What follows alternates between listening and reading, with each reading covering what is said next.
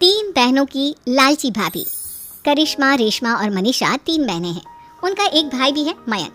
मयंक अपनी बहनों को बहुत प्यार करता है, लेकिन मयंक की पत्नी सविता इस मामले में मयंक से बिल्कुल ही अलग है। वो अपनी ननदों का जितना बुरा कर सकती है उतना बुरा करती ही रहती है और अपनी ननदों पर हुक्म भी चलाती है। करिश्मा, करिश्मा, तुमने अभी तक नाश्ता नहीं बनाया? तुम्हारे भैया को ऑफिस जाने में देर हो रही है। हाँ भाभी, बस अभी बनाती हूँ। करिश्मा, तुम ये ढीलापन छोड़ दो। कल को पराये घर जाना है। वहाँ अगर तुम इस तरह से काम करोगी तो लोग क्या कहेंगे कि माँ ने और भाभी ने कुछ सिखाया नहीं। और तुम्हारी दोनों बहनें कहाँ हैं? रेशमा मार्केट गई है और मनीषा सो रही है। क्या? सुबह के 8 बज रहे हैं और ये महारानी अभी भी सो रही है? ये कहते हुए सविता अपनी सास दुर्गा देवी के पास जाती है। माँ जी, देख रही हो अपनी बेटियों के तौर तरीके? क्या हुआ बहू, सुबह सुबह क्या कर दिया मेरी बेटियों ने? अरे एक तो अभी अभी उठकर किचन में गई है, दूसरी सुबह सुबह बाहर चली गई और तीसरी अभी तक सो रही है। क्या करूं मैं इन तीनों का, मैं तो परेशान हो गई हूँ। जा जाकर उठा उसे और रेशमा से मैं बात करती हूँ। सविता सीधा मनीषा के कमरे में जाती है और उससे कहती है, महारानी जल्दी उठो, सूरज सर पर आ गया है। भाभी थोड़ी देर और सोने दो ना, मैं रात को लेट सोई थी। वो क्या ना, यूनिट टेस्ट चल रहे हैं। शराफत से उठती है या नहीं, या फिर पानी की भरी बाल्टी डालूं तेरे ऊपर? नहीं भाभी, मुझे बिस्तर में नहीं नहाना, उठती हूँ मैं। मनीषा जल्दी से उठकर बाथरूम में चली जाती है। सभी आराम से बैठकर नाश्ता कर रहे होते कि तभी रेशमा बाजार से हाथ में सामान लिए आ जाती है। रेशमा को देखते ही सविता उस पर बरस पड़ती है। लो, आ गई महारानी। ऐसा भी क्या सामान लाना था जो सुबह आंख मलते ही बाजार की तरफ रवाना हो गई? भाभी, कल आप ही तो चीख रही थी कि घर का सारा सामान मुझे ही लाना पड़ता है, घर में किसी को भी किसी काम से कोई लेना देना नहीं है। अब मैं बाजार जाकर सामान ले आई तो आपको इस बात से भी तकलीफ हो रही है? देख रही हो माँ जी, अपनी बेटी की जुबान कैंची से भी तेज चलती है। और मयंक, आप तो कुछ कहेंगे नहीं अपनी लाडली बहन को। रेशमा, अपनी भाभी से ऐसे बात नहीं करते। चलो माफी मांगो। भैया, मैं क्यों माफी मांगू? आप भाभी से बोलिए ना कि हम पर कम हुक्म चलाया करे। हम इस घर की बेटियां हैं और आपकी पत्नी की ननद है, नौकरानी नहीं। लो कर लो बात। इनकी भलाई के लिए कुछ भी बोलो तो इन्हें बुरा लग जाता है। इस घर में यही इज्जत है मेरी।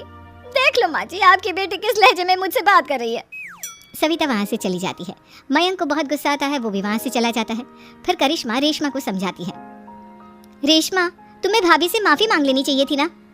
लेकिन दीदी, मैंने कुछ किया ही नहीं, तो मैं माफी क्यों मांगू? हाँ करिश्मा दीदी, रेशमा दीदी जैसे ही घर में आई भाभी ही उन पर चिल्ला रही थी। हाँ, मैं मानती हूँ कि गलती भाभी की थी। मैं तो इसलिए बोल रही हूँ कि भाभी ने माँ को तो पूरी तरह अपने वश में कर लिया है। वो हमारी बात सुनती ही नहीं। मयंक भैया हमारे लिए हमेशा खड़े रहते हैं, इसलिए उनकी बात का मान तो तुम्हें रखना चाहिए था ना। कोई फायदा नहीं दीदी, कुछ दिनों की बात और है, भाभी उन्हें भी हमारे खिलाफ भड़का देंगी। फिर वो भी माँ की तरह हमारी किसी बात का विश्वास नहीं करेंगे। इसी तरह सविता अपनी तीनों ननदों को किसी न किसी बात पर परेशान करती रहती थी। एक दिन मयंक अपनी तीनों बहनों के लिए गिफ्ट लाया। करिश्मा, ये तुम्हारे लिए हार का सेट। रेशमा, तुम्हारे लिए सुंदर सी ड्रेस।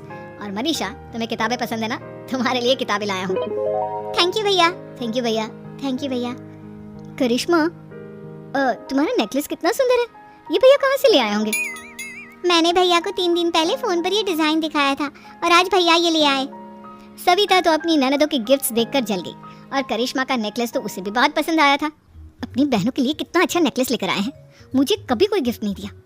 मैं आज ही ये हार चुरा लूंगी। रात में सविता करिश्मा का हार चुरा लेती है और इसी तरह उसे अपनी ननदों की जो भी चीज़ अच्छी लगती वो उसे मांगती नहीं, बल्कि रात के अंधेरे में चुरा लेती। इसी तरह दिन बीतते गए और सविता ने मयंक के दिल में भी उसकी बहनों के लिए नफरत पैदा कर दी। एक दिन मयंक ने करिश्मा और रेशमा के लिए रिश्ता देखा और ये बात उसने घर में सबको बताई।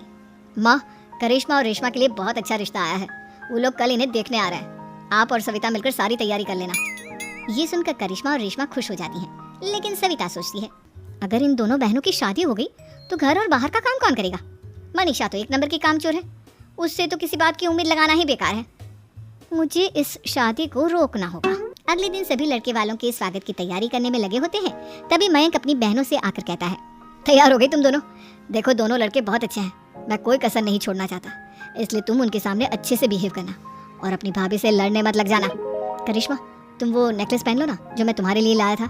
भैया, मैं बहुत देर से वो नेकलेस ढूंढ रही हूँ, लेकिन मुझे मिल ही नहीं रहा। क्या? तुमने नेकलेस खो दिया? तुम्हें पता भी है वो कितना महंगा था? तुम कोई काम ढंग से नहीं कर सकती। मयंक गुस्से में वहाँ से चला जाता है। थोड़ी देर बाद लड़के वाले भी आ जाते हैं। वो दोनों बहनों को पसंद कर लेते हैं और रिश्ता पक्का हो जाता है। लेकिन सविता के दिमाग में तो कुछ और ही खिचड़ी पक रही थी। वो पंडित जी के पास करिश्मा की कुंडली लेकर जाती है और उन्हें पैसे देकर करिश्मा की कुंडली बदलवा देती है। जब लड़के वालों के पास करिश्मा की कुंडली जाती है तो वो दुर्गा को फोन करते हैं। बहन जी, हमने करिश्मा की कुंडली अपने पंडित जी को दिखाई थी। आपकी बेटी की कुंडली नहीं बल्कि दोषों का पिटारा है। देखिए, मैं और मेरे पति इन सब बातों में बहुत विश्वास करते हैं, इसलिए हम आपकी बेटी से अपने बेटे की शादी नहीं करा सकते। इस तरह करिश्मा का रिश्ता टूट जाता है और सभी घर वालों को बहुत दुख होता है। अब कविता सोचती है, चलो करिश्मा का तो रिश्ता टूट गया, अब रेशमा का भी रिश्ता तोड़ना है। क्या करूं क्या करूं? अब सविता आवाज बदलकर किसी अननोन नंबर से रेशमा के होने वाले ससुराल में फोन करती है।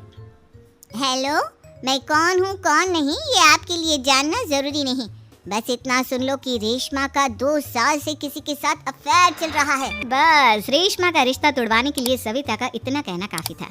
अब रेशमा का भी रिश्ता टूट गया। मयंक और दुर्गा देवी ने रेशमा को खूब खरी खोटी सुनाई और उससे बार बार उस लड़के के बारे में पूछने लगे। आप दोनों मुझे क्यों परेशान कर रहे हो? अरे कोई लड़का होगा मेरी लाइफ में तो मैं बताऊंगी ना, जब कोई है ही नहीं तो कहाँ से लाऊं मैं कोई लड़का? तो तेरे होने वाले ससुराल वालों को फोन किसने किया था? माँ, मैं नहीं जानती किसने फोन किया था, मैं सच कह रही हूँ। मैं तो पहले ही कह रही थी इसकी लगाम खींच कर रखो, लेकिन मेरी सुनता ही कौन है? आप चुप रहिए भाभी, ये सब आपका ही किया धरा है। अब तीनों बहनों को विश्वास हो जाता है कि ये सब उनकी भाभी ही कर रही है। तीनों बहनें अपनी भाभी को सबक सिखाने के लिए एक वकील कर लेती है और घर में हिस्सा मांग। देखो भैया, माँ बाप की जायदाद में जितना बेटों का हक होता है उतना ही बेटियों का, इसलिए इस घर के 4 हिस्से होंगे और हमें अपना हिस्सा चाहिए। मैंने तुम्हारे लिए क्या क्या नहीं किया और तुम इस घर में हिस्सा मांग रही हो? भैया, आप और माँ हम बहनों की कोई बात नहीं सुनते हो और भाभी हमारी शादी नहीं होने देगी क्योंकि उन्हें लगता है कि आप हमारी शादी में ज्यादा पैसा लगाओगे और उन्हें हम जैसी फ्री की नौकरानी कहाँ मिलेगी। तो हम भाभी के साथ तो रह नहीं सकते, हम बहनों को अपना हिस्सा चाहिए। अरे तुम्हें शर्म आनी चाहिए अपनी भाभी पर ऐसा इल्जाम लगाते हुए, वो तुम्हारे बारे में कितना सोचती है। हाँ माँ, भाभी हमारे बारे में बहुत सोचती है, दिन रात बस यही सोचती रहती है कि किस तरह से अपनी तीनों ननदों को परेशान करूं और कभी मुझे पढ़ने भी नहीं देती। दोनों बहनों का रिश्ता भी तो इन्होंने ही तोड़वाया है और रात में हमारे कमरे में आकर हमारी चीजें भी चुराती हैं। इसी तरह सविता की तीनों ननदें अपनी बात पर अड़ी रही। अब कोर्ट में तारीख भी शुरू हो गई। जब सविता को लगा कि उसकी तीनों ननद इतनी आसानी से नहीं मानने वाली, तो उसने अपने पति और सास को सारी सच्चाई बता दी और अपनी तीनों ननद से माफी मांगी। मयंक और दुर्गा को भी अपनी गलती का एहसास हो गया।